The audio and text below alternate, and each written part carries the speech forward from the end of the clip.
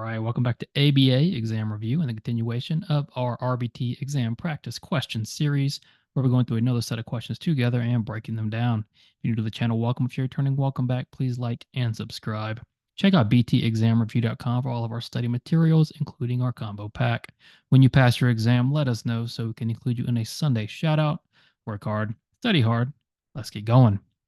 Behavior technician is excited to share with her supervising behavior analyst that the client has started to count to 5 by herself while in her room. The behavior technician, while standing in the kitchen, asks the client to count to 5, but the client fails to correctly respond. What might be happening if the behavior technician is no longer teaching the client to count? First, pretty long question, so let's slow down, make sure we understand what the question is asking. So the question is asking about what is happening if the behavior technician is no longer teaching the client to count. And this is a key because when we talk about teaching, stopping, or no longer teaching something, a lot of times we're going to be thinking along the lines of maintenance. Because remember, maintenance occurs once teaching stops. In this case, the client can count to 5 by herself in her room. But when the client is standing in the kitchen, the client does not respond to counting to 5. That's a problem, right? The behavior is no longer happening once teaching has stopped. Additionally, what else is occurring? Well, additionally, when the client can count to 5 by herself in a room, but that behavior doesn't carry over into another environment or setting or situation, what do we call that? Well, we're going to say that's a lack of generalization. So if we look at A, that is potentially happening. When you're able to do a skill or behavior in one situation, but that skill or behavior does not occur in other situations, we are lacking generalization. That's why we always talk about with our teaching environments, it's so important for those skills to generalize to the natural environment. We're also looking at B, the lack of maintenance. Teaching has stopped, and now the client is no longer correctly responding. So there's a chance that maintenance is not occurring. If we look at C, regression, regression is not a behavior analytic way to describe what's occurring. And on the exam, you want to use your behavior analytic terminology. So if we're looking at the situation as a whole, what might be happening is A, a lack of generalization from the room to the kitchen, and B, a lack of maintenance because teaching is no longer occurring. So our answer would be D, both A and B. You want to make it harder for your client to earn reinforcement as they are now progressing quickly through skill acquisition. What schedule would be the worst to use if this was your objective? What is our objective? Our objective is to make it harder for the client to earn reinforcement. So this is a schedule question, a reinforcement schedule question.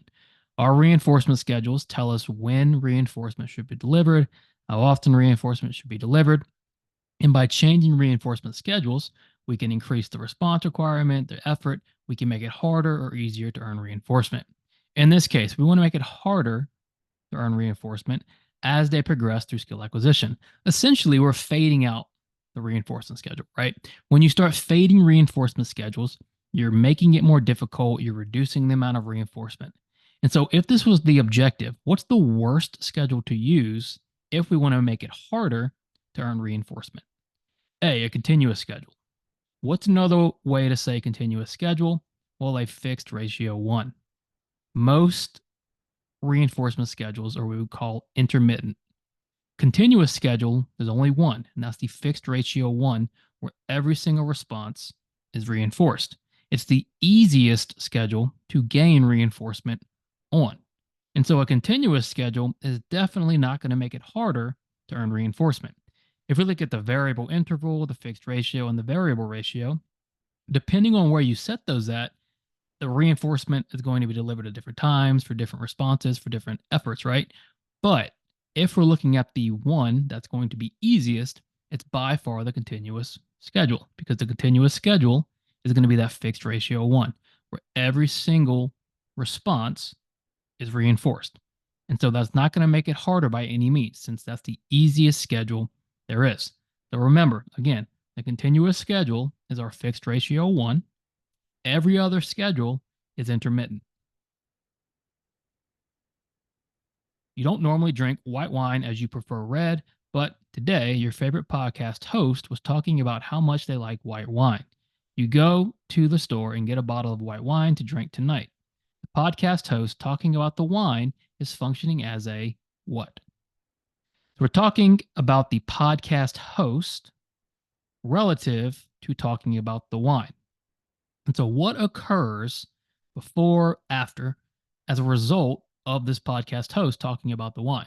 Remember, for behavior questions, we want to know the antecedents, the consequences, what's going on. Well, normally you don't drink white wine.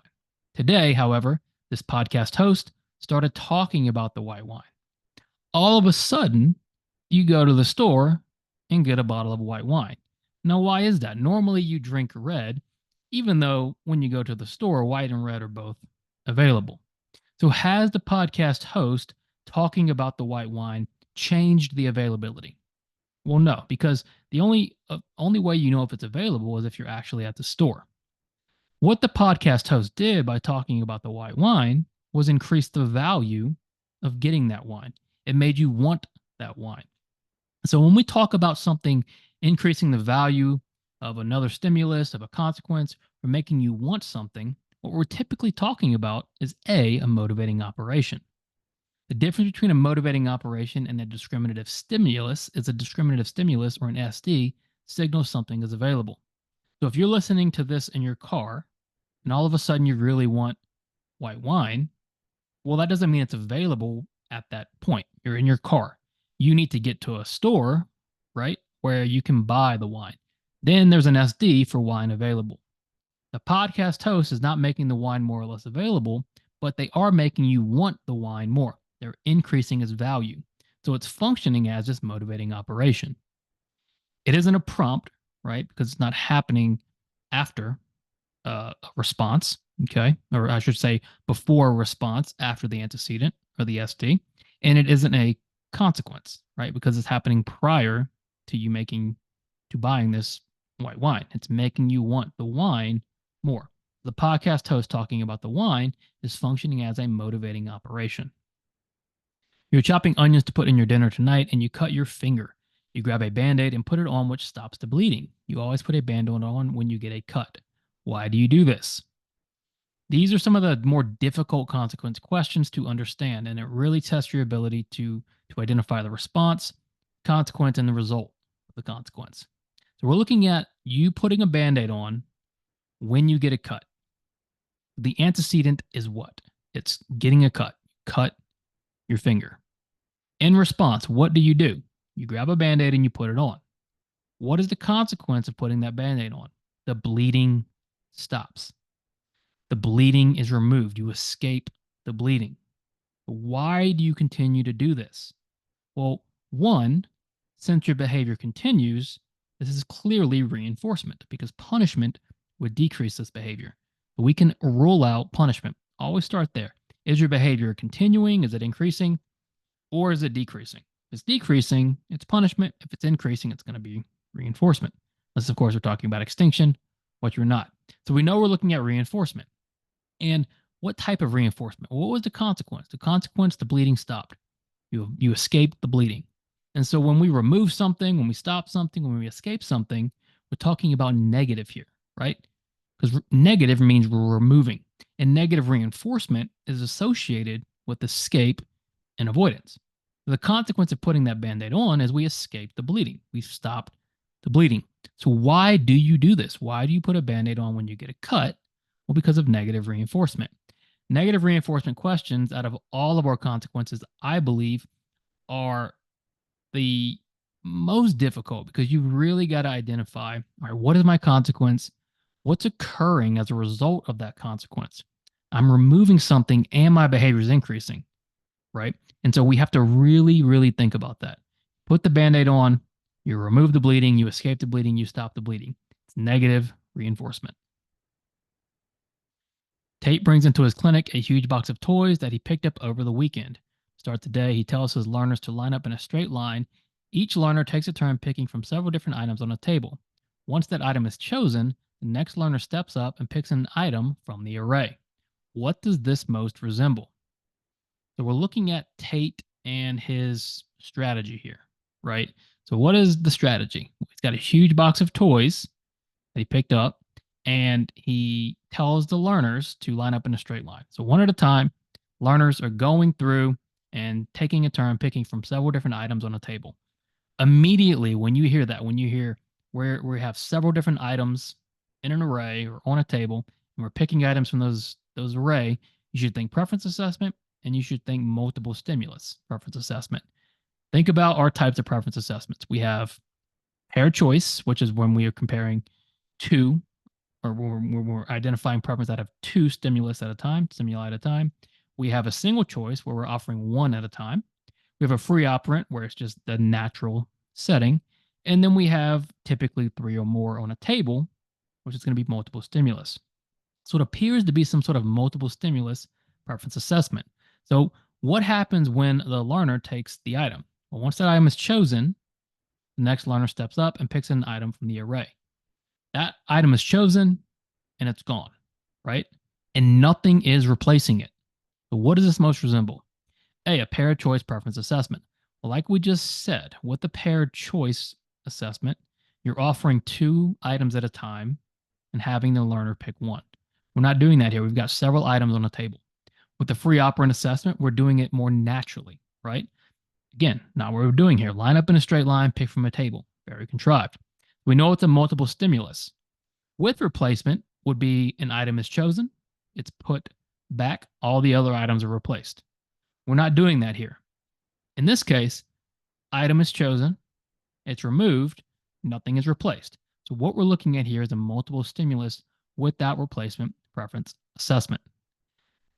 As you approach questions this way, which is very slow and methodical, you're going to get better and you're going to become very quick at these type of questions. But you can't force yourself to go fast. You've got to learn it first. Once you start getting answers correct, you're going to develop speed. Picking the model is important when you want a learner to engage in imitation. Which of the following answer choices can increase the effectiveness of modeling? All right, so we're thinking about this idea of modeling. Modeling occurs when a model, or typically a person, acts out or engages in the behavior, and then somebody imitates what they're doing, right? So you have a model and you have an imitator. Picking the model is very important for imitation. Okay? You want to be very cognizant and very particular about what type of model you're using if you want your client to imitate. So what can increase the effectiveness of modeling?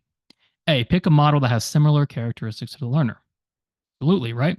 Think about when kids watch other kids, right? They want to do what other kids are doing, but a lot of times kids think about a teenager, right? Doesn't want to do what adults are doing. They want to do what their friends are doing. You want to pick a model that has similar characteristics to the learner. You want to pick a model with social status. Think about celebrities, right? People imitate celebrities because of their social status. And then C, pick a model that emphasizes the critical aspects of behavior.